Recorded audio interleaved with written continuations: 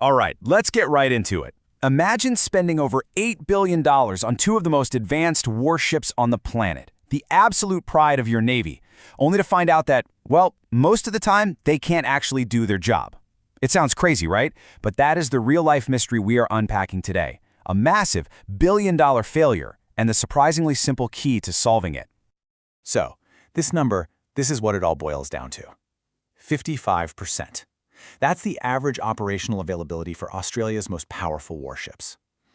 What that really means is for an investment in 2 ships, the country pretty much only has a 1-ship navy.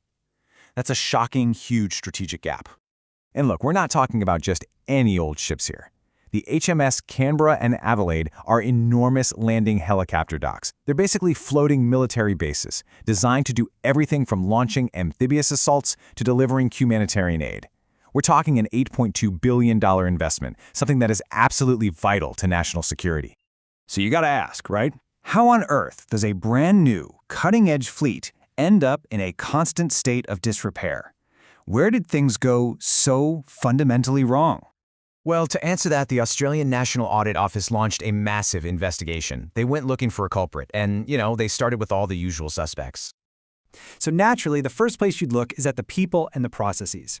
Was the contractor dropping the ball? Was the whole governance model a mess? Was the management structure just totally broken?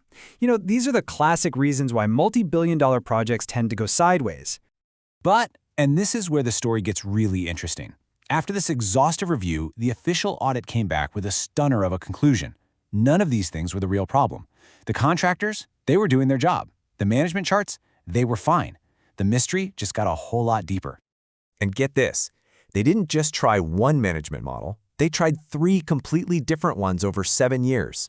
And just look at the results. Under every single one, the number of defects and problems just kept on climbing. I mean, this was pretty powerful proof that just shuffling boxes on an org chart wasn't going to fix a thing. So then they tried throwing a mountain of cash at the problem. In 2024, a $300 million emergency funding injection was approved to fix this huge backlog of issues. And the result? Almost nothing. The availability rate was stubbornly stuck right at 55%. The money just vanished, and the problem, it was still there. So the audit report itself basically spells it out. It all came down to the budget. But wait, it's not just about the total amount of money. The real issue was way more subtle and honestly far more damaging. To really get it, we have to completely change how we look at this warship. And this brings us to the big aha moment. The breakthrough came from applying a field of science you would never normally associate with naval engineering, network science. And what it did was reveal a hidden structure inside the warship that explained, well, everything. The analysis showed that a warship isn't just a big pile of parts. It's what scientists call a scale-free network.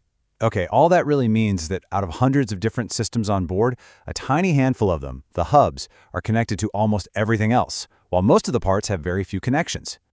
The absolute best way to picture this is to think of an airline's route map. You've got thousands of different routes, but just a few airports, the hubs, right, are where the vast majority of all those routes connect. And this is where you see the critical difference. This is the whole game right here. If a small regional airport has a technical problem, it's a local headache. A few flights get canceled. But if a major hub like Dubai or Chicago goes down, you get total system-wide chaos.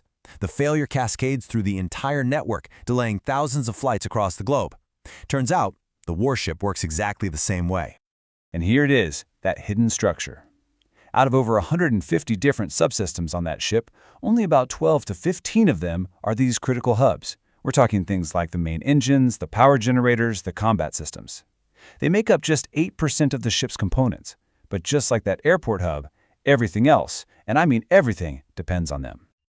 This right here is what was causing the massive failure. See, because maintenance budgets were tight, they made small cuts pretty much everywhere. But a tiny 10% budget cut for maintenance on one of those critical hubs didn't just cause a 10% problem. Because of its central place in the network, it created this catastrophic multiplier effect, leading to a 30 to 50% loss of the entire ship's availability. Insane, right? So let's walk through how this actually plays out in the real world. We're going to watch how one single deferred maintenance issue on just one hub can set off a chain reaction that brings a billion-dollar warship to its knees. So it starts with a problem in a diesel engine, a key propulsion hub. At first, the impact seems small, backup systems kick in. But by week 2, the entire power grid is strained trying to compensate, and the ship's availability just plummets. By week 4, that unstable power supply has messed up the combat and sensor systems. And just like that, the ship has lost what's called full operational capability. Basically, its ability to actually fight. One single deferred repair has taken the entire vessel out of action.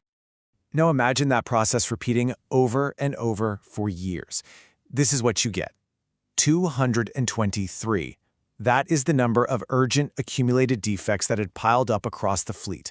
It's a direct result of these constant cascade failures, creating a maintenance hole that seemed absolutely impossible to climb out of. But here's the beautiful part. Once you understand the network, you also see the solution. And what's so brilliant about it is that it doesn't require begging for hundreds of millions in new funding. It's all about being smarter, not richer. The fix is an elegant 3-step plan. Step 1, you use the data to pinpoint those 12 to 15 critical hubs. Step 2, you take 20% of the existing annual maintenance budget. And Step 3, you focus that money exclusively on preventative maintenance for just those hubs. You stop the cascade failures before they can even start. So, the amount of money needed for this strategic shift? Just $36 million a year. And remember, this isn't new money. It's simply reallocated from the existing $180 million budget. It's about moving funds from maintaining the less connected regional airport parts of the ship to protecting the critical mega hubs. And the results this simple change could bring are just staggering. Availability is projected to jump to a healthy 70–75%.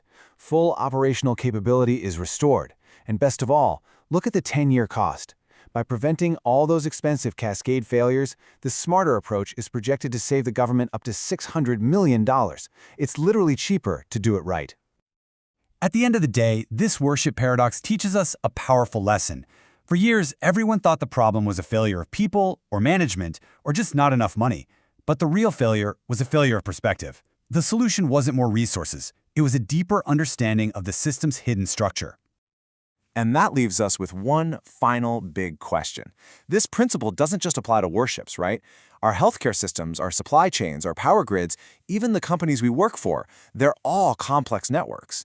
It really makes you wonder, where else are we running around fixing symptoms while completely missing the critical hubs that are actually running the whole show?